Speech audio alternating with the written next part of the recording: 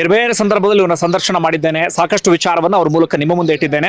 ಇವತ್ತು ಕೋರ್ಟ್ನ ತೀರ್ಪು ಬಂದಿದೆ, ಅದಕ್ಕೆ ಸಂಬಂಧಪಟ್ಟ ಅವ್ರನ್ನ ಮಾತಾಡಿಸ್ತಾ ಹೋಗೋಣ. ಸರಿ, ಏನಾಯ್ತು ಇವತ್ತು ಕೋರ್ಟಲ್ಲಿ? ಕೋರ್ಟ್ ಹೇಳಿದ್ದೇನು ನೋಡಿ. ಇವತ್ತು ಹೈಕೋರ್ಟಲ್ಲಿ ಎರಡು ರಿಟ್ ಪಿಟಿಷನ್ಸ್. ಒಂದು ರಿಟ್ ಪಿಟಿಷನ್ನು ಚಂದಪ್ಪ ಗೌಡ ಸೌಜನ್ಯ ಅವರ ತಂದೆ ಹಾಕಿದಂಥ ರಿಟ್ ಪಿಟಿಷನು.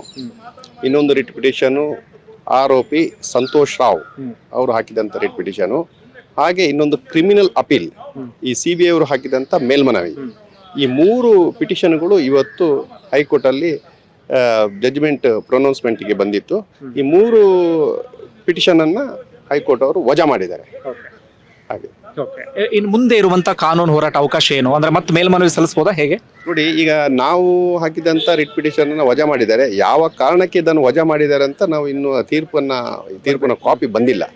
ಆ ತೀರ್ಪಿನ ಕಾಪಿ ಬಂದ ಮೇಲೆ ಯಾವ ಕಾರಣಕ್ಕೆ ಈ ನಮ್ಮ ರಿಟ್ ಪಿಟಿಷನ್ ವಜಾ ಮಾಡಿದ್ದಾರೆ ಅಂತ ಅದನ್ನು ತಿಳ್ಕೊಂಡು ನಾವು ಈ ಸೌಜನ್ಯ ಅವರ ಪೇರೆಂಟ್ಸ್ ಅವ್ರ ಜೊತೆ ಚರ್ಚೆ ಮಾಡಿಕೊಂಡು ನಾವು ಮುಂದಿನ ಕಾನೂನು ಹೋರಾಟವನ್ನು ಮಾಡ್ತೇವೆ.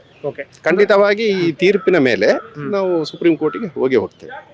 ಈಗ ಸಹಜವಾಗಿ ಚರ್ಚೆ ಆಗ್ತಿರೋ ಒಂದು ವಿಚಾರ ಅಂದ್ರೆ, ಸುದೀರ್ಘ 12 ವರ್ಷಗಳ ಹೋರಾಟ, ಈಗೇನಾದ್ರೂ ಮರುತನಿಖೆಗೆ ಆದೇಶ ಹೊರಡಿಸಿದ್ರು ಕೂಡ ಏನ್ ಸಾಕ್ಷಿ ಸಿಗುತ್ತೆ ಅನ್ನುವಂಥ ಪ್ರಶ್ನೆ ಉದ್ಭವ ಆಗಿರಬಹುದಾ? ಅದನ್ನೇ ಈಗ ನಾವು ಅವತ್ತು ಆರ್ಗ್ಯುಮೆಂಟ್ ಮಾಡುವಾಗ ಕೋರ್ಟ್ ಅವರು ಕೇಳಿದ್ರು, ನೀವು ಇದೇ ಸಾಕ್ಷಿಯನ್ನ ಅವಲಂಬಿಸಿದ್ದೀರಾ ಅಂತ ಕೇಳಿದ್ರು. ಅದಕ್ಕೆ ಹೌದು ಅಂತ ಹೇಳಿದ್ದೇವೆ. ಸೊ ಆದ ಕಾರಣ ಮೋಸ್ಟ್ಲಿ ಈಗ ನೋಡಿ, ಇದು 12ರಿಂದ 13 ವರ್ಷ ಆಗಿದೆ. ಈ ಸಾಕ್ಷ್ಯಗಳನ್ನು ಭಾಳ ಸಿಸ್ಟಮೆಟಿಕ್ ಆಗಿ ಪೊಲೀಸ್ ಅವರು ಮತ್ತು ಬಲಾಢ್ಯ ಜನರೆಲ್ಲ ಸೇರಿ ಇದನ್ನು ನಾಶ ಮಾಡಿದ್ದಾರೆ.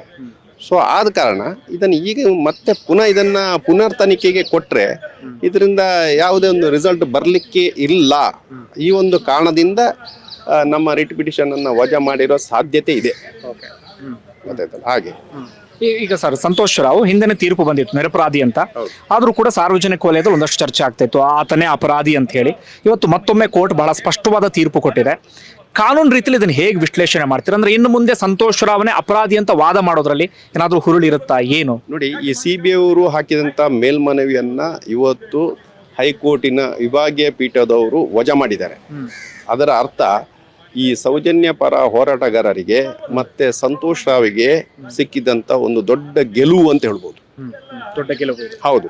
ಯಾಕಂದ್ರೆ ಇವತ್ತು ಹೈಕೋರ್ಟಿನ ವಿಭಾಗೀಯ ಪೀಠದವರು ಈ ಕೆಳಗಿನ ಕೋರ್ಟ್ ಅವರು ಕೊಟ್ಟಂತ ತೀರ್ಪನ್ನ ಎತ್ತಿ ಹಿಡಿದಿದ್ದಾರೆ. ಯಾಕಂದ್ರೆ ಕೆಳಗಿನ ಕೋರ್ಟಲ್ಲಿ ಕೊಟ್ಟಂತ ತೀರ್ಪಿನಲ್ಲಿ ಅವರು ಹೇಳಿದ್ದಾರೆ, ಈ ಒಂದು ಅಪರಾಧಕ್ಕೆ ಮತ್ತೆ ಸಂತೋಷ್ ರಾವ್ಗೆ ಯಾವುದೇ ರೀತಿಯ ಸಂಬಂಧ ಇಲ್ಲ. ಆಮೇಲೆ ಈ ಡಾಕ್ಟರ್ಸು, ಪೊಲೀಸ್ ಅಫಿಷಿಯಲ್ಸ್ ಇವರೆಲ್ಲ ಸೇರಿ ಸಾಕ್ಷ್ಯನ್ನ ನಾಶ ಮಾಡಿದ್ದಾರೆ. ಸೊ ಆದ ಕಾರಣ ಈ ಒಂದು ತೀರ್ಪಿನ ನಕಲನ್ನ ಅಕ್ಯೂಟಲ್ ಕಮಿಟಿ ಅವರಿಗೆ ಕಳಿಸಿಕೊಡ್ಬೇಕು. ಅಕ್ಯೂಟಲ್ ಕಮಿಟಿ ಅವರು ಎರರಿಂಗ್ ಅಫಿಷಿಯಲ್ಸ್ ಮೇಲೆ ಸೂಕ್ತವಾದ ಕಾನೂನು ಕ್ರಮ ಕೈಗೊಳ್ಳಬೇಕಂತ ಆ ತೀರ್ಪಿನಲ್ಲಿ ಹೇಳಿದ್ದಾರೆ. ಸೊ ಆ ತೀರ್ಪನ್ನ ಇವತ್ತು ಹೈಕೋರ್ಟಿನ ವಿಭಾಗೀಯ ಪೀಠದವರು ಎತ್ತಿ ಹಿಡಿದಿದ್ದಾರೆ. ಆದ ಕಾರಣ ಈ ಸೌಜನ್ಯ ಪರ ಹೋರಾಟಗಾರರಿಗೆ ಮತ್ತು ಸಂತೋಷ್ ರಾವ್ ಅವರಿಗೆ ಸಿಕ್ಕಿದಂತ ಒಂದು ದೊಡ್ಡ ಗೆಲುವು ಅಂತ ಹೇಳ್ಬೋದು. ಅಂದ್ರೆ ಈ ಕಾನೂನು ರೀತಿಯಲ್ಲಿ ನಾವು ಹೇಳ್ತಾ ಹೋಗೋದಾದ್ರೆ, ಮೊದಲು ಇದ್ದಂತ ಆಯ್ಕೆನೇ ಅದು ಮೇಲ್ಮನವಿ, ಅದಾದ ಬಳಿಕ ಮರು ತನಿಖೆಗೆ ಸಂಬಂಧಪಟ್ಟ ಕೋರ್ಟ್ ಪರಿಗಣಿಸಬೇಕಿತ್ತು. ಅಂದ್ರೆ ಮೊದಲ ಇದ್ದಂತ ಆಯ್ಕೆ ಆ ಮೇಲ್ಮನವಿನೇ ಕೋರ್ಟ್ ವಜಾಗೊಳಿಸಿದೆ ಅಂದ್ರೆ ಇದು ಗೆಲುವೆ ಅಂತಾನೆ. ಹೌದು, ಖಂಡಿತವಾಗಿ ಇದೊಂದು ದೊಡ್ಡ ಗೆಲುವು ಅಂತ ಹೇಳ್ಬೋದು. ಸೌಜನ್ಯ ಪರ ಹೋರಾಟಗಾರರಿಗೆ ಮತ್ತೆ ಸಂತೋಷ್ ರಾವ್ಗೆ ಸಿಕ್ಕಿದಂತ ದೊಡ್ಡ ಒಂದು ಗೆಲುವು ಇದು. ಯಾಕಂದ್ರೆ CBI ಅವರು ಹಾಕಿದಂತ ಮೇಲ್ಮನವಿಯನ್ನು ವಜಾ ಮಾಡಿದ್ದಾರೆ. ಈ ಕೆಳಗಿನ ಕೋರ್ಟಿನವರು ಏನು ಹೇಳಿದಾರೋ ಅದನ್ನು ಎತ್ತಿ ಹಿಡಿದಿದ್ದಾರೆ. ಹಾಗೆ ಒಳ್ಳೆದಾಗ್ಲಿ ಸರ್, ಇನ್ನಷ್ಟು ಹೋರಾಟ ಮುಂದುವರಲಿ, ಜಜ್ಮೆಂಟ್ ಕಾಪಿ ಬರಲಿ, ಆನಂತರ ನಿಮ್ಮನ್ನು ಮತ್ತೊಮ್ಮೆ ಮಾತಾಡಿಸ್ತೀನಿ ನಾನು. Thank you so much sir. ಇವತ್ತಿನ ತೀರ್ಪಿಗೆ ಸಂಬಂಧಪಟ್ಟ ಹಾಗೆ ನೀವು ಯಾವ ರೀತಿಯ ವಿಶ್ಲೇಷಣೆ ಮಾಡ್ತಾರೆ? ಅಂದರೆ ಈಗ ಸಾಕಷ್ಟು ವಿಚಾರಗಳನ್ನು ಪ್ರಸ್ತಾಪ ಮಾಡ್ತಾ ಇದ್ರು, ಮರು ತನಿಖೆಗೆ ಯಾಕೆ ಪರಿಗಣಿಸಿಲ್ಲ ಅನ್ಸುತ್ತೆ? ಅಂದರೆ ಸುದೀರ್ಘ 12 ವರ್ಷಗಳ ಕಾಲ ಈಗ ಮತ್ತೆ ಮರು ತನಿಖೆ ಕೊಟ್ಟರು ಏನು ಸಾಕ್ಷಿ, ಆ ರೀತಿ ಪ್ರಶ್ನೆ ಉದ್ಭವ ಆಯ್ತಾ ಹೇಗೆ? ಅಲ್ಲ, ಅದು ಆರ್ಗ್ಯುಮೆಂಟ್ ಟೈಮಲ್ಲಿ ಲಾಸ್ಟಿಗೆ ಕೋರ್ಟ್ ಕೂಡ ಕೇಳಿದೆ ಅದನ್ನೇ, 12 ವರ್ಷ ನಂತರ ಇವಾಗ ಏನು ಸಾಕ್ಷಿ ಸಿಗುತ್ತೆ ಅನ್ನುವಂಥದ್ದು. ಆಮೇಲೆ ನೋಡೋಣ ಅಂತೇಳಿ ರಿಸರ್ವ್ ಮಾಡಿ ಇಟ್ಟಿದ್ದು.